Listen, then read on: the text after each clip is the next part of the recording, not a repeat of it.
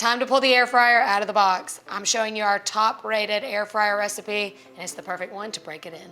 Not only do wings in the air fryer get super crispy, you don't have to deal with any of the mess of the hot oil, plus it's a lot safer, plus it's a lot healthier, you know what I mean? Here's how we do it. You're gonna preheat the air fryer to 360 degrees, then simply toss your wings in olive oil. Just about a tablespoon will do it. That's gonna make it crispy on the outside, and that's it. These will cook for about 25 minutes. You're gonna flip them a couple times throughout the process so they get crispy all over. Now we gotta make the wing sauce. This is just simply combining our hot sauce with butter, a little vinegar, garlic powder, and cayenne pepper.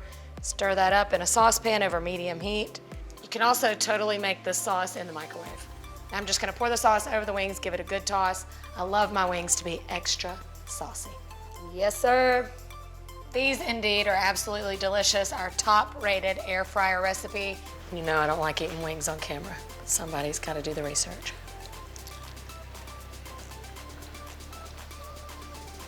If you're still hesitating on breaking this bad boy out, now's the time. And this is the recipe to do it with.